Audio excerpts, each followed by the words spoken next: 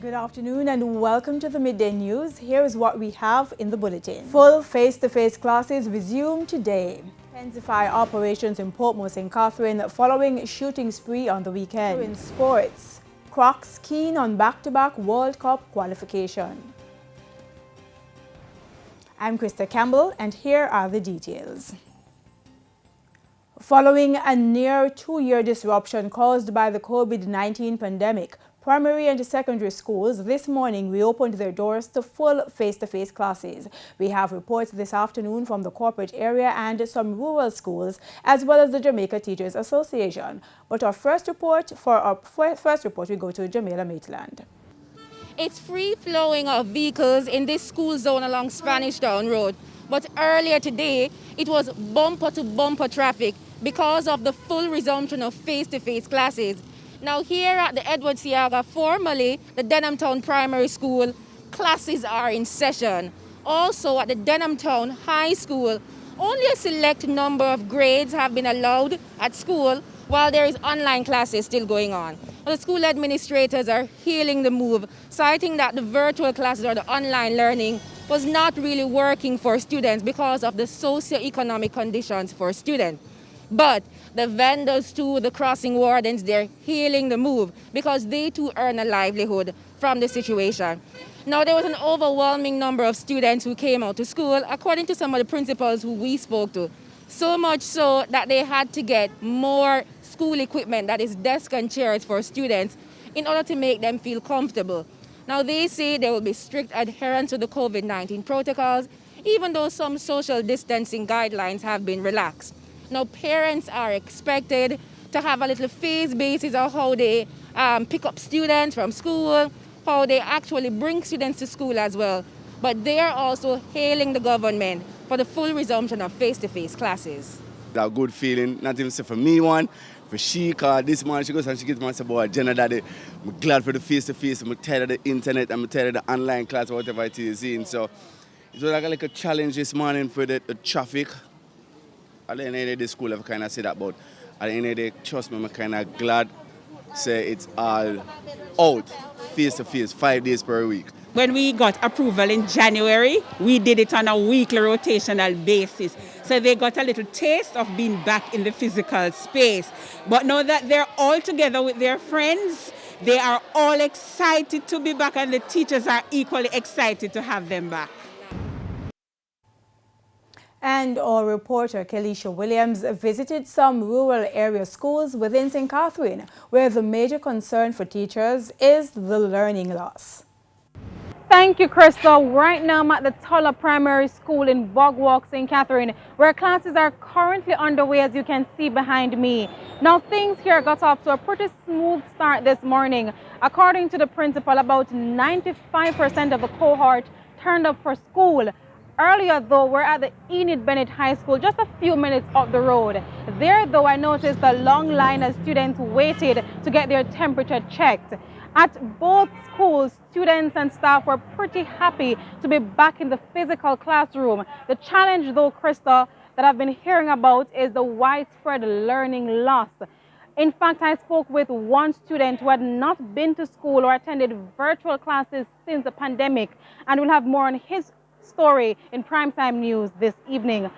I plan to visit a few more schools and I provide more updates in subsequent newscasts. Back to you guys in studio. Now, the Jamaica Teachers Association is again expressing concern that the Education Ministry has gone with a full rollout of face-to-face classes. President of the association, Winston Smith, says with the pandemic still affecting Jamaica, the mixed modality should have continued. O'Shane Masters has that story. It's back to the physical classroom for thousands of students. But with a lingering pandemic, there are concerns. Chief among them, a spike in COVID-19 cases. It's an issue raised by the president of the Jamaica Teachers Association, Winston Smith, in an interview with TVJ News. He says while he understands the need for a resumption of face-to-face classes, further discussion and a thorough plan was needed from the Education Ministry. He's concerned about the safety of students, especially due to the state of school infrastructure. The schools in Jamaica, it seems as if when they were constructing them, I don't know what was the school of thought at that time, Ventilation in most of our schools is really pathetic. The schools don't have ceiling fans, they don't have standing fans, the windows are not properly constructed to facilitate cross ventilation. The rooms are hot, the students are placed, and we are in a pandemic. And despite the declining COVID-19 positivity rate, the JTA president notes that while this is good for the country, the same cannot be said for the education sector. We recognize that the positivity rate is at 3% and trending down, and we're very happy for that. But we are very mindful that in schools where the number of students are large, it creates a challenge for spacing, coupled with the fact that we had a massive furniture problem in years gone by leading up to the pandemic. This has been further exacerbated by the fact that while schools are out, termite infestation run rampant. The 6 feet requirement for physical distancing has been reduced to 3, which means the seating arrangements in the classroom can return to pre-COVID times. But the JTA president is not pleased. These are what we call superficial fixes, Reducing the distance. Remember now, we are not at 0%, we are at 3%. Reducing the distance does not automatically fix the problem, because we lack the furniture. So it doesn't matter. Unless you're going to say that the students should stand in the classroom. If that's the arrangement, then fine. We wouldn't have a major problem. As the COVID-19 pandemic persists, the Education Ministry says school administrators are required to continue utilizing isolation centers where there are signs of illness and continue to work closely with health professionals, including parish health inspectors. O'Shane Masters, TVJ News. Now to some news on the COVID figures. There was a slight increase in Jamaica's COVID-19 positivity rate yesterday. The Ministry of Health says 34 new cases were confirmed from 5,408 samples. The positivity rate is 3.3%. And COVID-19 hospitalizations in Jamaica increased by 8 yesterday to 97. The island's death toll is now 2,830 after 3 additional deaths were reported for the period July to November last year. The wards at the Clifton Boys' Home in Westmoreland will be benefiting from an education intervention project that should complement face-to-face classes. As Sandy Williams now reports, the chairman of the facility is optimistic that the program will tackle the educational deficit caused by the COVID-19 pandemic. Chairman of the Clifton Boys' Home, Vincent Guthrie, says limited face-to-face classes over the last 2 years have caused a decline in the academic performance of some of the boys.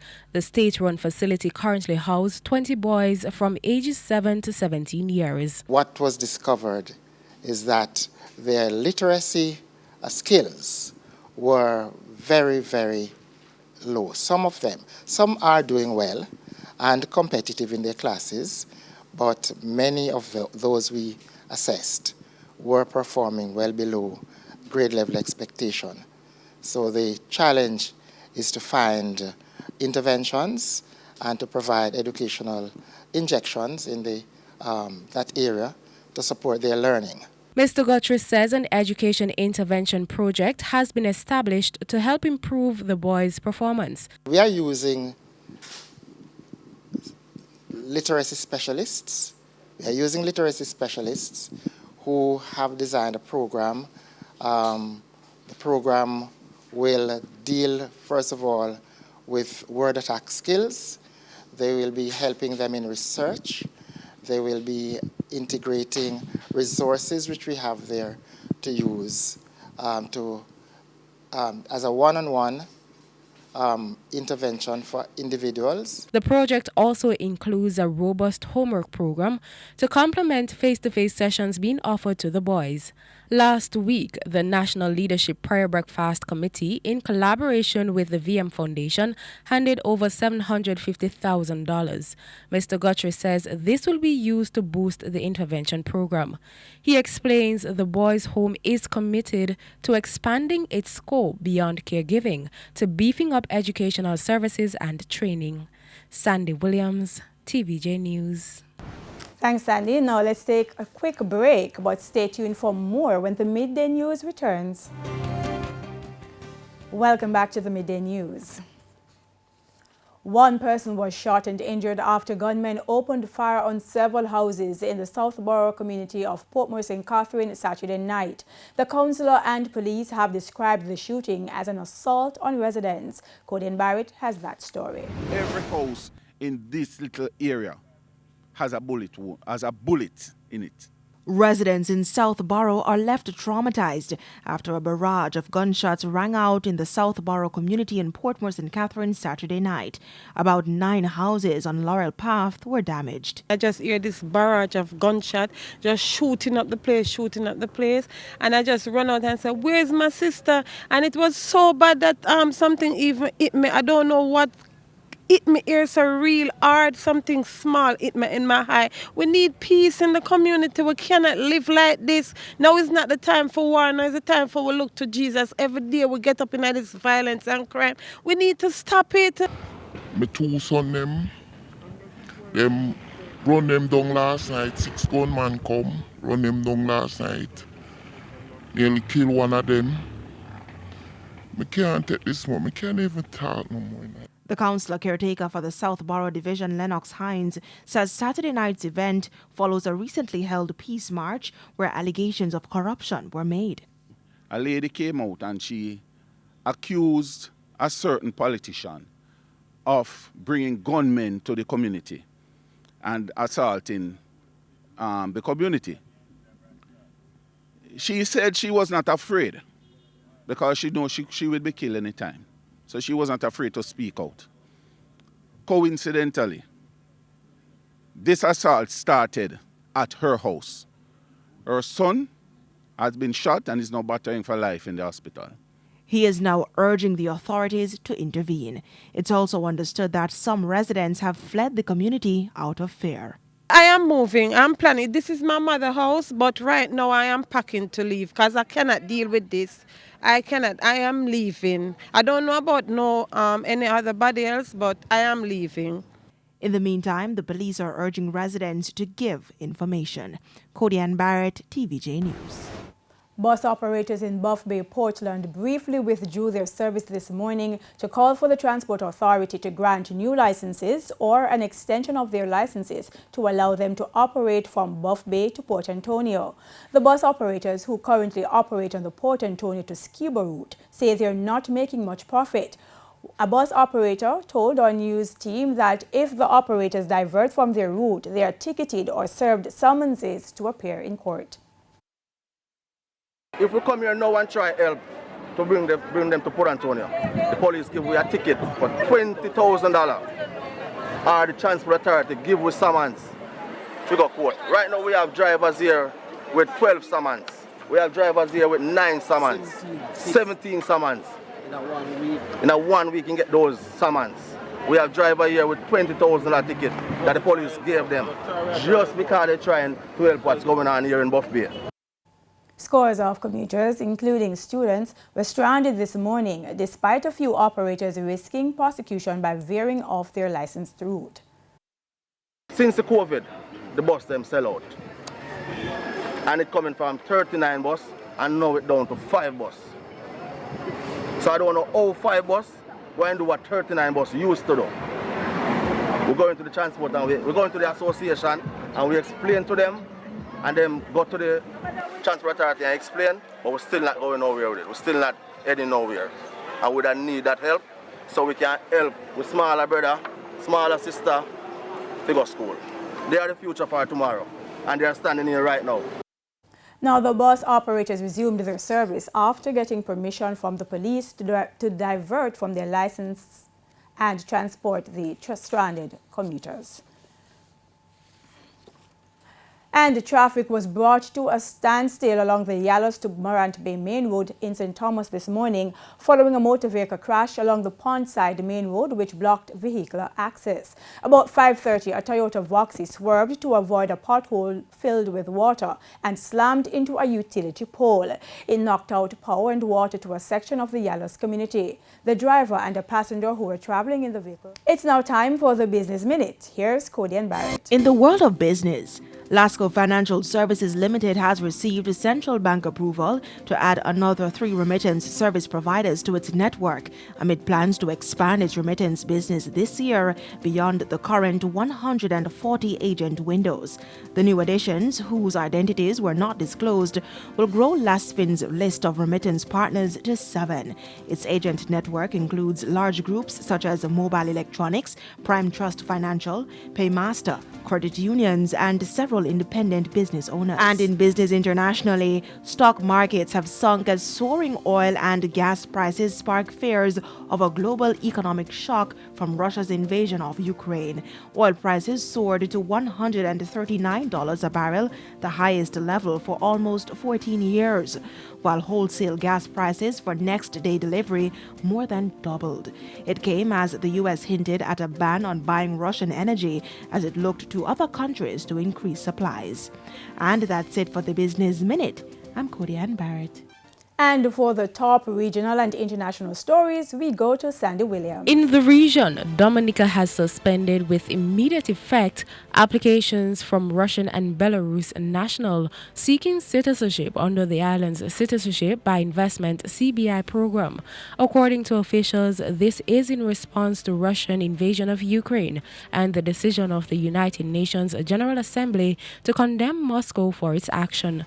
Under the CBI program, Dominica grants citizenship to foreign investors who make a substantial investment in the socio-economic development of the island. On the international scene, more than 4,300 people were detained in anti-war protests across Russia on Sunday. According to RIA News Agency, some 1,700 people were detained in Moscow alone. The detention took place in 53 cities. Protests have become increasingly restricted in recent years. However, numerous rallies have taken place across Russia since the invasion. In the last 11 days, more than 10,000 people have been detained at protests. And those were the top regional and international stories. I'm Sandy Williams. And we take another break, and when we return, we'll have your midday sports report. Simon Preston is standing by. Welcome back. It's now time for Midday Sports. I'm Simon Preston. Vice-captain of Jamaica's Rugby Sevens team Ashley Smith has expressed increased optimism of Jamaica's chances of qualifying for the 2022 World Cup in South Africa in September following the increase in slots from 1 to 2 for the Americas region. Smith says he is looking to create some history for Jamaica. Our friends, we are the reigning champions, so we are the team to beat, but it won't be easy. There's potentially USA, Canada, Mexico will be coming for us as always, but I have full confidence in the team, especially to qualify for a back-to-back World Cup and Commonwealth Games. We've recently played in the HSBC World Series in Canada and Spain. So yeah, when we do this, we'll be the first male Jamaica sports team to qualify for 2 World Cups. The groups for the World Cup qualifiers are slated to be announced in April. The top 2 teams will also qualify for the Commonwealth Games in Birmingham, England in the summer. To football we go now, as former national youth player Jason Wright has signed with top-flight Romanian club CS Mioveni on a deal until the summer of 2023. The 27-year-old Wright joined the club as a free agent after leaving Humble Lion at the end of the 2021 season of the Jamaica Premier League. Wright, who is now the first Jamaican to play professionally in Romania, says he's looking forward to playing in Europe and he has set a few goals for the rest of the season.